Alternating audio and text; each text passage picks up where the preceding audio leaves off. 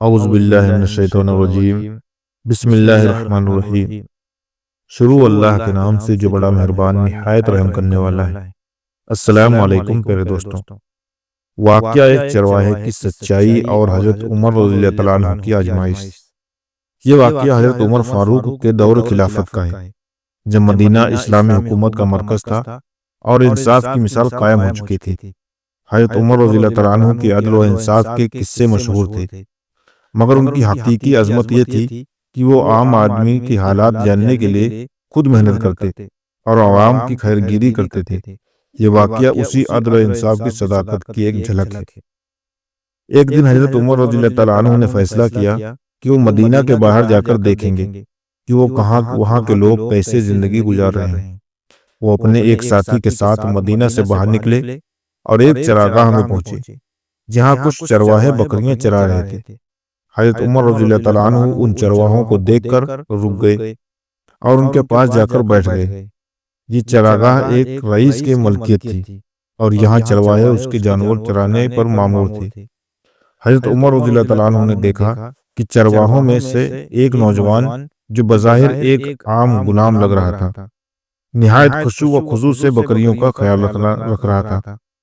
حضرت عمر رضی اللہ تعالیٰ عنہ نے اس نوجوان کو قریب بلایا اور کہا، بیٹا، یہ بکریاں بیچنے کے لیے ہیں؟ چرواہے نے مؤدب انداز میں جواب دیا، نہیں، یہ میرے مالک کی ہیں، میں صرف ان کی نگرانی کر رہا ہوں۔ حضرت عمر رضی اللہ تعالیٰ عنہ نے مسکراتے ہوئے کہا، اگر میں ان میں سے ایک بکری خریدنا چاہوں تو؟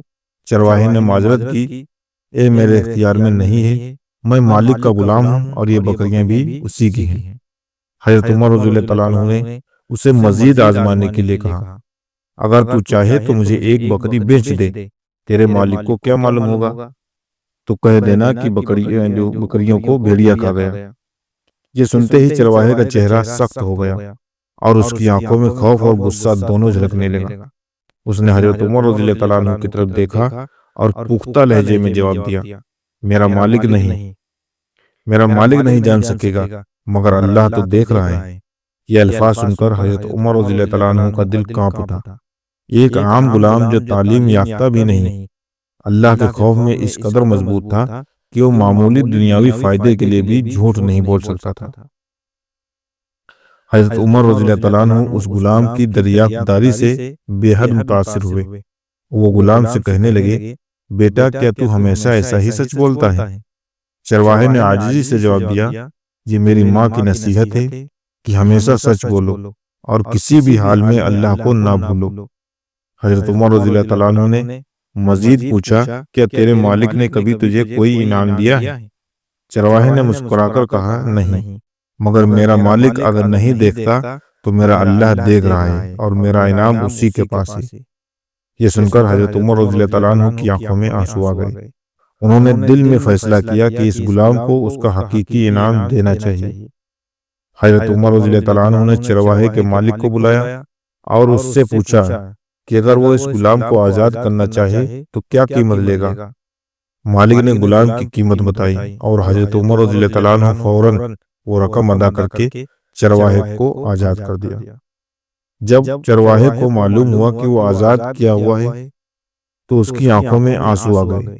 حضرت عمر رضی اللہ تعالیٰ عنہ نے اس سے کہا، بیٹا، تو نے اللہ کے خوف میں سچ بولا اور اللہ نے تجھے دنیا میں ہی انعام دیا، امید ہے کہ آخرت میں بھی تجھے بہترین انعام ملے گا۔ چرواہے نے حضرت عمر رضی اللہ تعالیٰ عنہ کے قدموں میں گر کر ان کے حق میں دعائیں کی اور کہا، اللہ آپ کو دنیا اور آخرت میں کامیاب کرے، جیسا کہ آپ نے آج مجھے عزت دی۔ حضرت عمر رضی اللہ تعالیٰ عنہ نے اسے نصیحت کی وہ ہمیشہ اللہ کے قریب رہے اور اپنے جیسے دوسرے لوگوں کی مدد کرے۔ اللہ کا خوف ہی اصل دیانتداری ہے۔ جب انسان کو یقین ہو کہ اللہ ہر چیز دیکھ رہا ہے تو وہ کبھی خیانت نہیں کرتا۔ سچائی کا انعام دنیا اور آخرت میں ہے۔ جو شخص سچ بولتا ہے، اللہ اسے دنیا میں بھی عزت دیتا ہے اور آخرت میں بھی اجر عطا کرتا ہے۔ ایک اچھا حکمران وہی ہوتا ہے جو عوام کی حالات جاننے کے لیے خود محنت کرے اور نیکی کو فروغ دے۔ اگر ماں باپ اچھے اصول سکھائیں تو بچہ دنیا اور آخرت میں کامیاب ہوتا ہے۔ ایمان سب سے بڑی طاقت ہے۔ ایک غلام بھی اگر ایمان پر مضبوط ہو تو وہ بادشاہوں سے زیادہ عظیم ہو سکتا ہے۔ یہ واقعہ ہمیں یاد دلاتا ہے کہ سچائی، دیانتداری، اللہ پر بھروسہ ہی سب سے بڑی دولت ہے۔ یہ تھی آج کی ویڈیو جو آپ لوگوں کے سامنے میں نے بیان کی۔ امید کرتا ہوں کہ ویڈیو آپ لوگوں کو پسند آئی ہوگی، اور اگر ابھی تک ہمارے اس چینل پر نئے ہیں تو پلیز چینل کو سبسکرائب کر لیجیے۔ اب ملتے ہیں اگلے ویڈیو میں، تب تک کے لیے اللہ حافظ۔